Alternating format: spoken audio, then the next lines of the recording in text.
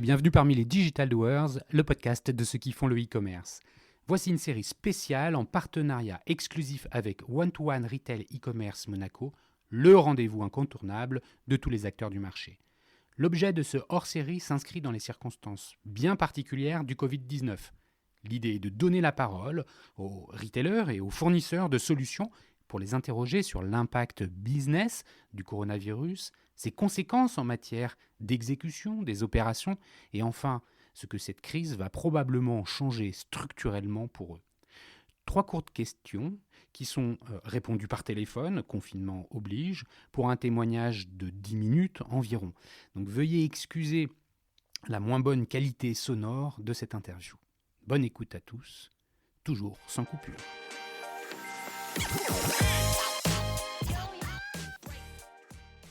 Bonjour, aujourd'hui nous recevons dans ce hors-série lié aux conséquences du Covid-19 dans le retail et le e-commerce, Nicolas Rohr, cofondateur de Fago.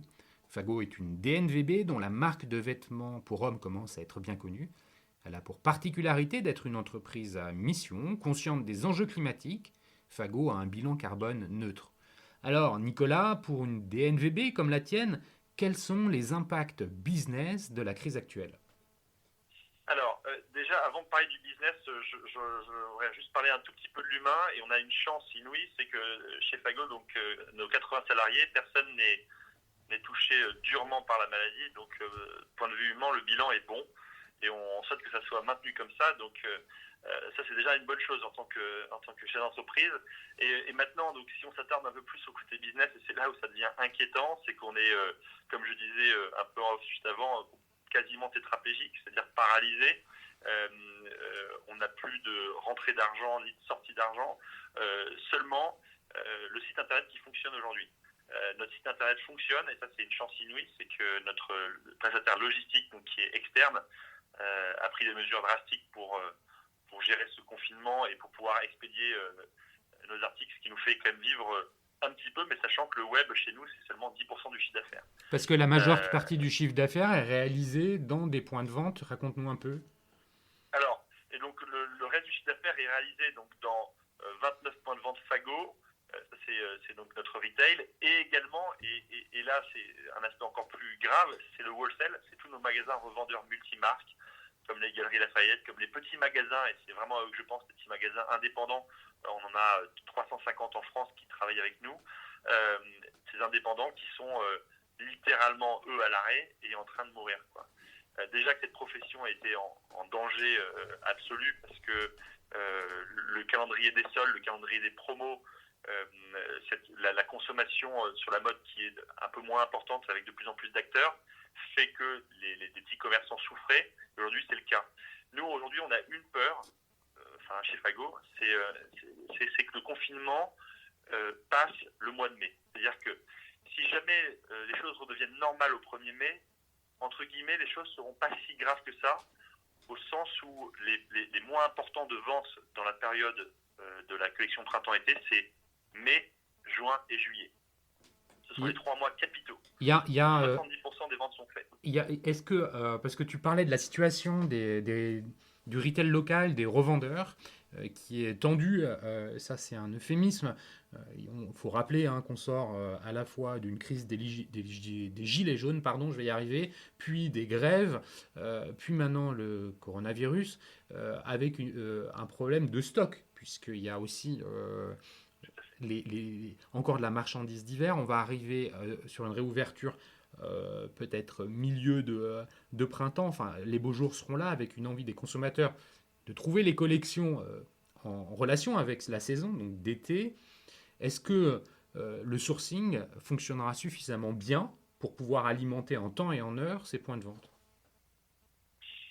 Alors, la particularité, c'est que les sourcings sont déjà, effectivement, chez nous, en fait, tout est déjà acheminé pour l'été. C'est-à-dire que nous, on considère que la saison été démarre de janvier, elle se termine en juillet. Donc, on livre progressivement les magasins entre janvier et mars. La grosse problématique, c'est que le confinement est arrivé. Nous avions envoyé 70% de nos commandes à ces magasins, qui malheureusement, du coup, ont pu démarrer un peu avant. Mais comme je vous disais, les meilleurs mois sont mai, juin, juillet, donc n'ont pas encore réalisé à ces chiffres. Et 30% des commandes de reliquats que l'on n'a pas encore envoyées à ces magasins et qu'ils vont à coup sûr quasiment nous refuser parce que, et ils auront raison, ils vont nous dire, en fait, le problème c'est que aujourd'hui, regardez, les ventes ne démarrent pas ou qu'on est toujours confiné. Donc c'est pour ça que nous, on a intérêt à ce que le confinement s'arrête début mai, sinon ça va commencer à être très problématique pour nous. Et en fait, pour toute l'industrie, le problème de tout ça, c'est qu'un magasin, un petit magasin indépendant, ne peut pas continuer à vivre pendant 6 mois. Enfin, après le confinement, il y aura beaucoup de magasins qui vont mourir en fait, parce que ils auront du stock, sur stock, ils vont vouloir le brader, donc ils ne vont pas marger sur ce stock-là, donc ils ne pourront pas payer leurs charges, pas payer leur magasin, etc. Oui, la trésorerie est exsangue en plus. Hein. Et ensuite, la grosse problématique qu'il y a, c'est que dans notre industrie, les magasins ont déjà commandé leur hiver 2020. L'hiver qui doit être livré à partir de début juillet. Et donc, le problème là où il va être pour les marques comme nous, c'est que ces magasins qui vont se casser la figure, ce qui est d'une tristesse absolue et sans nom, vont aussi embarquer des marques comme nous dans leur chute. Parce qu'elles vont nous dire, bon, comme on met la clé sous la porte, on ne peut pas vous livrer votre commande d'hiver. On ne peut pas accepter la commande d'hiver. Donc moi, je vais me retrouver avec des commandes d'hiver que je ne livrerai pas parce que des magasins ne la voudront pas. Donc avec une problématique de surstock. Et voilà. Et donc c'est ce qu'on est en train d'essayer de gérer actuellement, c'est de réduire un peu nos achats de l'hiver 20, ce qu'on peut encore faire. Parce que c'est problématique. Voilà. Alors, sans tomber dans un trop grand alarmisme, parce que je pense que les premiers touchés vont être ces petits magasins indépendants. Nous, notre moyen, c'est d'essayer de voir comment on peut les aider. Donc, c'est pour ça qu'aujourd'hui, on a tous nos commerciaux qui sont sur le pont à les appeler, juste déjà pour prendre des nouvelles, parce qu'on a aussi des gens qui sont isolés dans ces magasins-là. Donc, prendre des nouvelles, savoir comment ils vont, et réorganiser la sortie. Quoi. On va revenir là-dessus. Je reviens 2 secondes sur ce que tu viens de dire. Tu as parlé du site e-commerce qui représente 10% du chiffre d'affaires de Fago. C'est avant crise. Est-ce que tu observes une augmentation des commandes du fait du confinement ? Non. On est même en retard par rapport à ce qu'on faisait l'année dernière. On fait moins 20% par rapport à ce qu'on faisait l'année dernière. D'accord. Donc on est en retard. C'est notre seul moyen d'exister aujourd'hui. Mais on sait que évidemment l'ensemble des consommateurs sont aussi frileux quant à acheter parce que pour 2 raisons. C'est les livraisons. Alors ça, on tente de les rassurer parce que nous, aujourd'hui, nos livraisons partent quasiment toutes avec TNT et donc sont livrées dans les 3 jours ouvrés. Ça fonctionne bien. Mais aussi parce qu'ils n'avaient pas cœur à ça. Alors, ils n'avaient pas cœur à ça les 3 dernières semaines. Et là, à l'heure où je vous parle, on sent que le confinement est installé, qu'on a l'impression, et ça c'est important, je pense, dans un épisode dans lequel on vit, c'est de sentir une porte de sortie. On la voit. C'est-à-dire qu'on voit le nombre de malades afflués qui diminue, donc on se dit ok, il y a une porte de sortie. Alors que jusqu'à présent, on se disait mais jusqu'à quand ça va durer? Et c'était entre guillemets, il n'y a pas de date connue. Donc voilà. Donc moi je pense que la consommation reprendra quand on aura un horizon un peu plus clair. Voilà. Ouais, c'est vrai. Comment tu recrutes? Comment tu fais de l'acquisition? Sur ton site internet aujourd'hui, j'imagine que tu as coupé tes budgets ou que tu tapes dans ta base CRM. Comment tu fais pour prendre la parole vis-à-vis de ta communauté de clients? Oui, alors nous, on n'est pas du tout dans une recherche de recrutement aujourd'hui. En fait, on s'est positionné assez humblement en se disant qu'on n'était pas un produit essentiel à la vie de nos clients.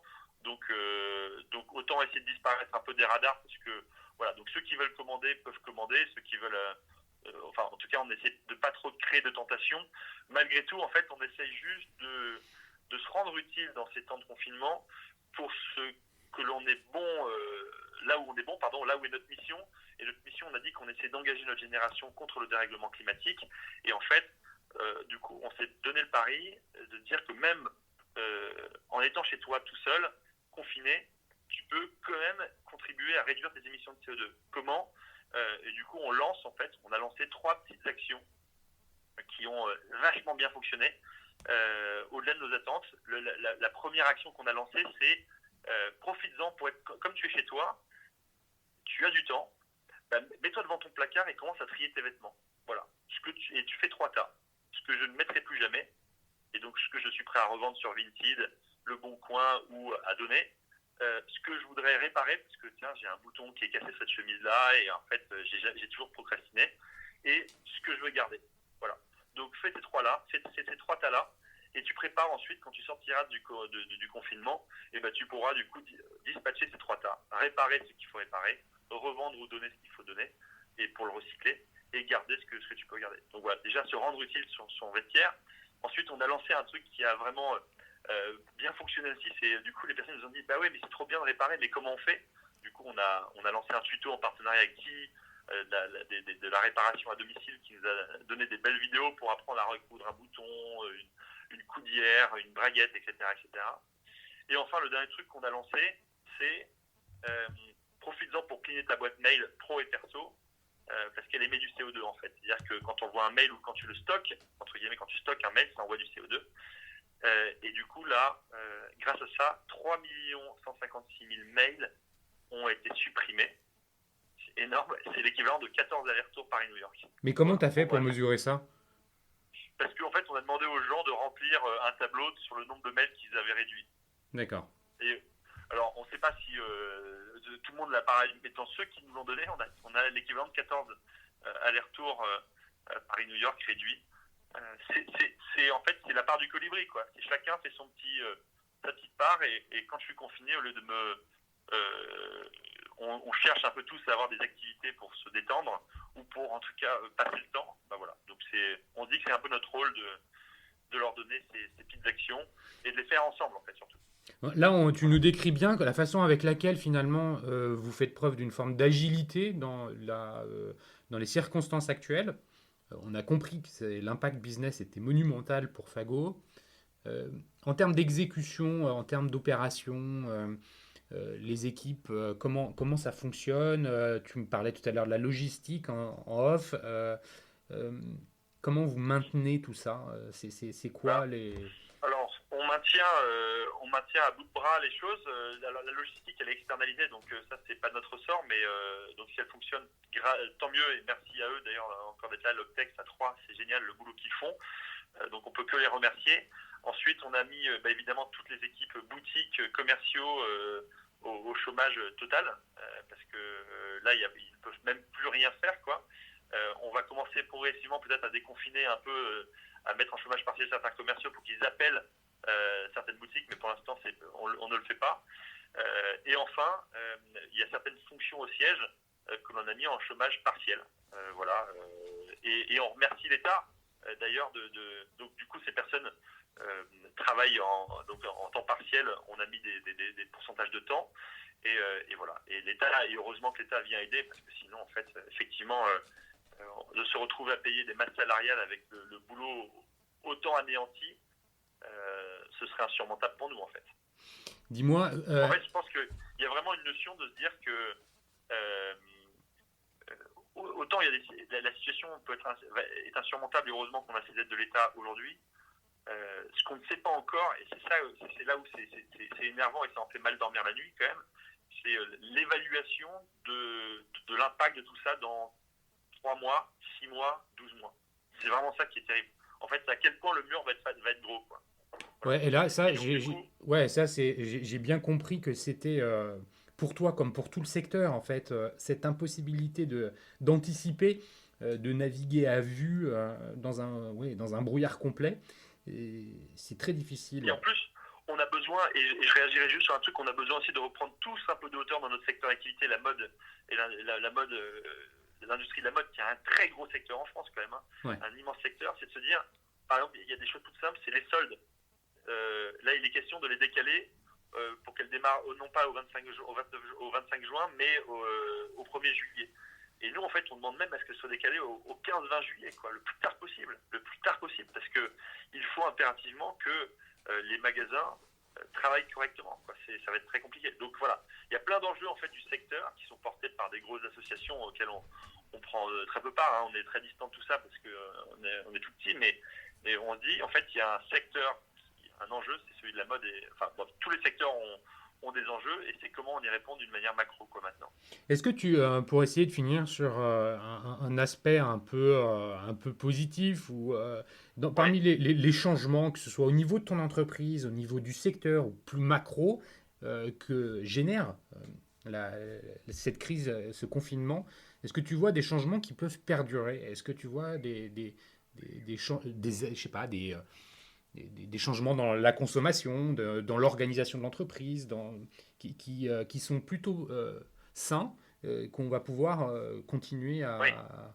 bien sûr. Ouais, Alors, nous, on est partagés. En fait, on se demande comment on va tous sortir de cette crise et on n'a qu'à se regarder un peu nous-mêmes pour mieux comprendre en interne.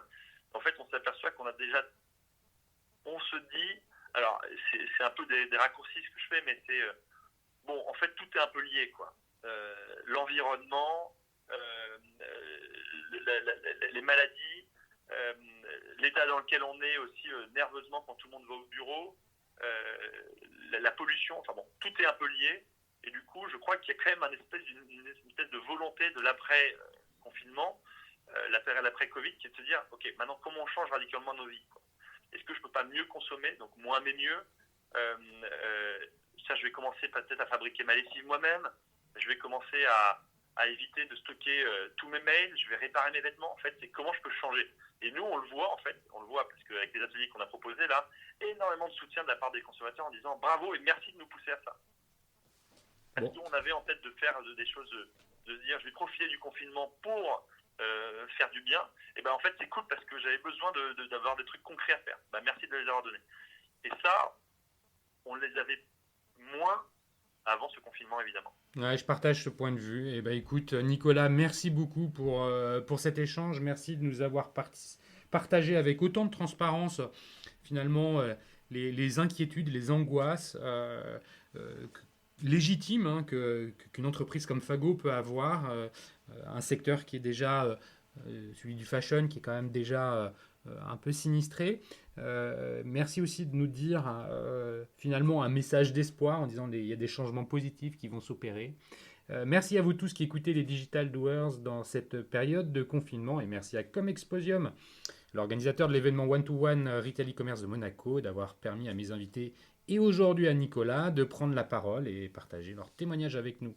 Si vous souhaitez m'envoyer un message, rendez-vous sur le site lesdigitaldoers.com. Merci, au revoir.